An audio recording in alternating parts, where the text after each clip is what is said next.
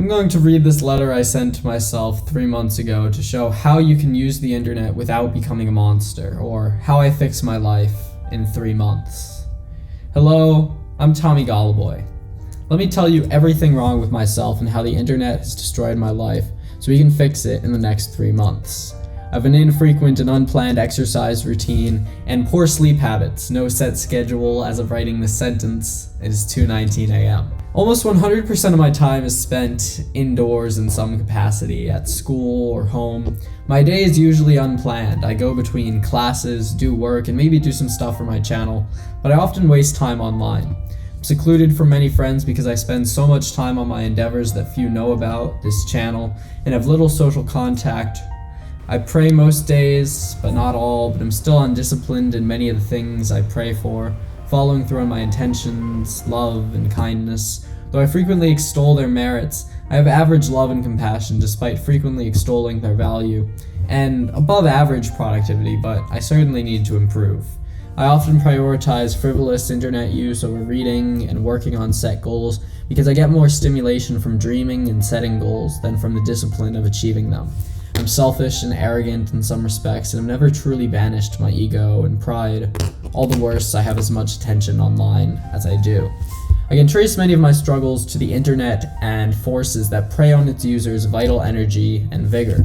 It is easy to get lost on the internet, full of beasts all trying to kill you, and they are all best friends. Let's break it down. These are the 4 monsters of the internet in the schema created by meme analysis.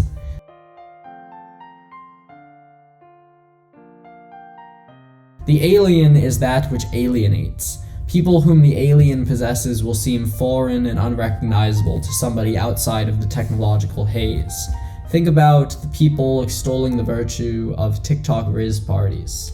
They are so poorly adjusted to life and antisocial that they must continue down the path of using the internet until they are entirely plugged into the web, totally unrecognizable as sovereign human beings. The alien is a passive nihilist with no hopes or dreams, just a mindless automaton that consumes information and entertainment. I would give myself a 2 out of 10 on this. I'm more active and open to reality. I have great dreams and visions for what I could do. I still have more potential and energy for my endeavors than almost anyone I know.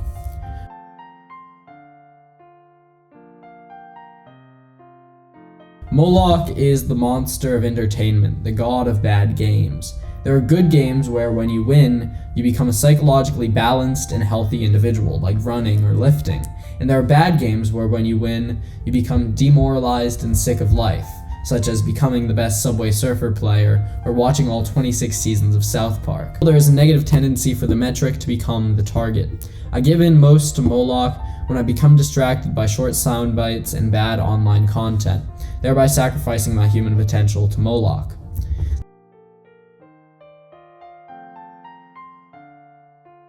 The spider is the digital anima, feminine eros you devote energy to. The anima is the contrasexual, suppressed feminine soul within every man, just as the animus is the suppressed masculine soul in the woman. The anima is eros, erotic energy, and it is always the expression of some inner psychic need left unaddressed. The internet weaves humanity's psychic energies and deficiencies into an oversoul into which we plug in and have no faintest understanding. The digital anima is the spider which weaves the internal psychic experience of the collective digital oversoul, the World Wide Web, if you will, which is poisoned and corrupted by the 4 monsters. The spider is at the helm of the entire World Wide Web. It's the archetypal structure of the matrix of that digital world. In that sense, you're not free from the digital anima until you develop a healthy relationship with the internet as a whole, have a healthy and non-online based sexuality, and integrate your sexuality and desire with logos, which is the eros's masculine counterpart of order and reason. Like a web, it's all interconnected, and if you're not a healthy individual, you'll get caught like a fly in the web.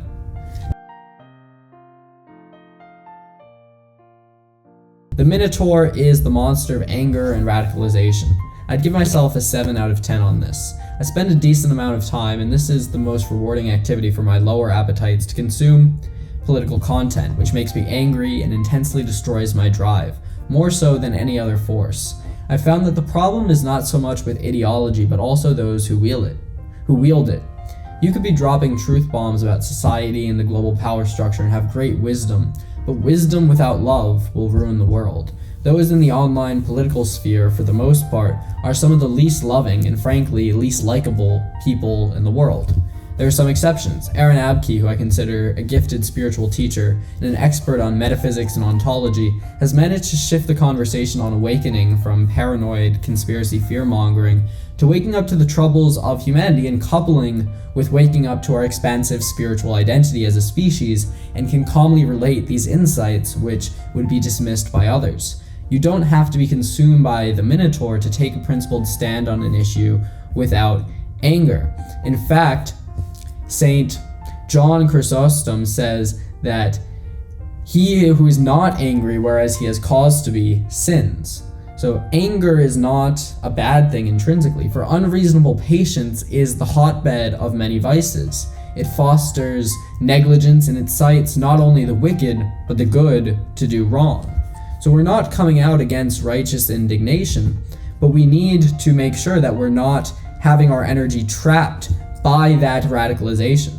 So genuinely think about this and give yourself a score for each of these traps. Alien, Moloch, Spider, Minotaur. 1 to 10. Your number will be your media-induced alienation score, and then tally it up. Based on what I shared, I got a 17 out of 40 at the beginning of this 3-month period, or a 4.25 out of 10. An actual extraterrestrial who would be a 9 out of 10 or a 10 out of 10. So this means someone the internet has entirely consumed, which I'm nowhere close to. The converse of the extraterrestrial is the hero, defined as someone who is able to utilize the internet without falling into a hole. They follow their own golden thread. They can create value and meaning out of digital interaction without becoming entranced. To be on the internet, but not of the internet. That is the goal, my dear friends. The hero is someone who has conscious control over their life and destiny. To be a hero takes mental discipline, and you can't allow yourself to be distracted. You have to participate in your future. Reality is built to consider your needs and intentions and satisfy them, but if you let yourself be used by the monsters of the internet, they will crush all of your dreams and intentions. Your hero score can be calculated by subtracting your digital alienation score from 10, which would be a 5.75 out of 10 for me, which is better than I thought. The hero can follow the willed path, which is the path chosen by a hero. That means they can do whatever they want. Whenever you are entirely a hero, you can integrate the digital anima and have a healthy sexuality. You're no longer angry or resentful towards others online, but rather have sympathy for e-girls who have allowed themselves to become vessels for the digital anima. Online extremists who have fallen prey to the radicalization monster, secluded incels and video game addicts who have allowed the web to squash their potential and recognize that they've become lost in the most complex psychological maze ever created. No human has ever had to deal with such energies of this magnitude before. What is the antidote? I will give you away.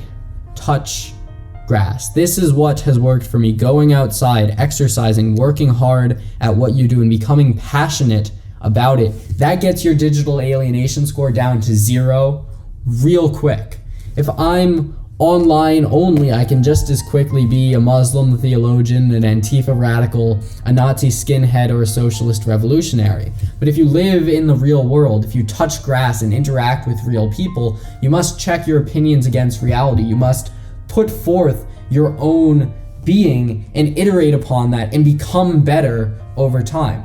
So just running, going outside, lifting, doing all of these things that you know are healthy for you is incredibly effective, and getting off, these Instagram reels and this constant content machine, and realize, if you're watching this, you are incredibly driven. You could be great.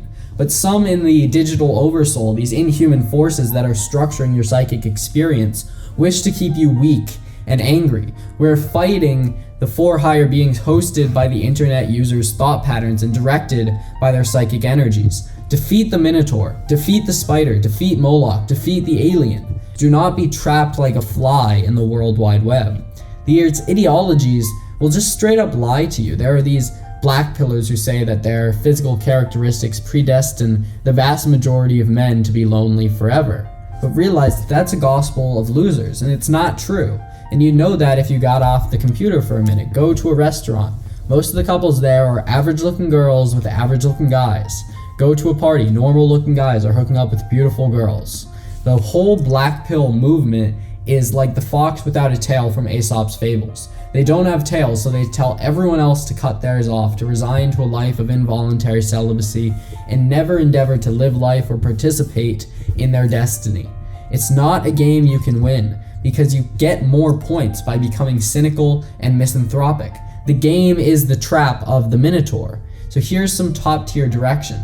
Do not listen to the advice of him who seeks to lower you to his level. Do not make yourself a vessel for hatred and violence. As Dostoevsky so brilliantly said, hell is the suffering of being unable to love. You are putting yourself in hell.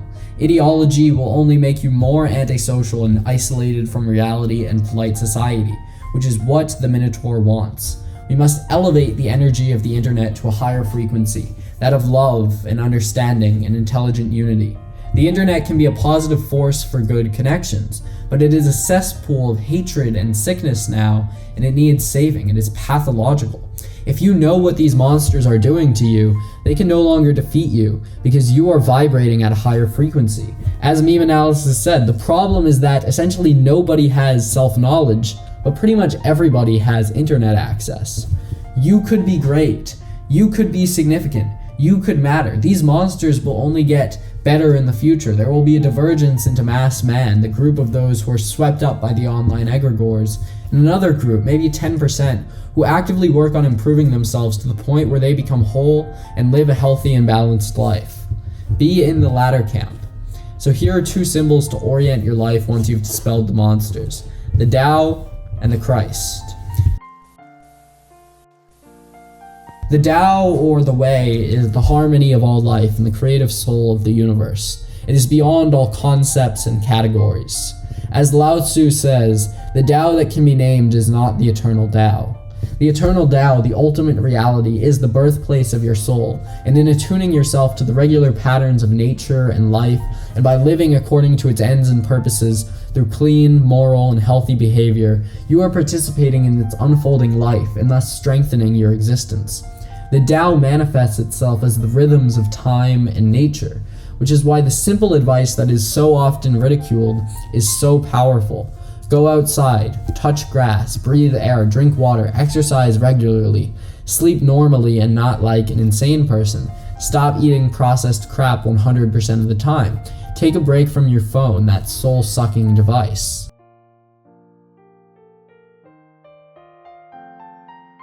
The Christ in Jungian psychology is the symbol of the integrated self. But for Christians, Christ is something more significant. Jesus is the way, the truth, and the life. The way is the Tao and the path of human behavior that leads to God the Father. The truth is reality itself, which is not physical or mechanical, but mind, body, and spirit, the image of the infinite incarnate as a man, who is the model of spiritual perfection to whom we must all conform. His good news and teachings that he taught and embodied, and ultimately was willing to lay down his life for the spiritual betterment of mankind. The symbol of Jesus is that we find higher life through death. Christ means that God matters and makes demands of us as individuals. The Minotaur hates God. The spider hates God. Moloch hates God. Do not pass your children through the fire to Moloch. Do not allow your potential to be squandered by the monsters of the internet, the alienation. And how do I know that? Because every single one of these mimetic forces is trying to kill you and tell you lies. And God is the truth and the life. So how can that be? Because they are against God.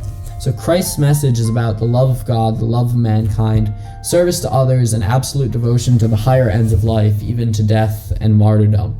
As such, he transcends the distinctions among religions and is a divinely certified leader of the faithful and a universal moral exemplar. He is everything the monsters hate: wise, compassionate, generous. Find within yourself the wisdom, the compassion, and the generosity to lead a life worth living, that you'll be proud of. Use this pride to draw strength from self-inspiration and build confidence and motivation to continue on the path of service to others and service to God. Maintain a loving relationship with your family and friends. Work hard, make something of yourself. Find a girl, settle down. If you want, you can marry her. Pursue universal love in your mind, wisdom in your body, and freedom in your spirit. Keep your mind and soul pure. The one thing that the social engineers and digital world have been so effective at taking from us is the innocence of the youth. Do not pass your children through the fire to Moloch. It's a tragedy. Be wise as serpents and innocent as doves, because you are sheep amid wolves. Suppose you do not understand the forces at play that are trying to kill you and make you fall into sin, anger, lust, laziness, mindless consumption. And remember, the wages of sin are death. In that case, you will be eaten alive by the most potent psychic forces anyone has ever dealt with.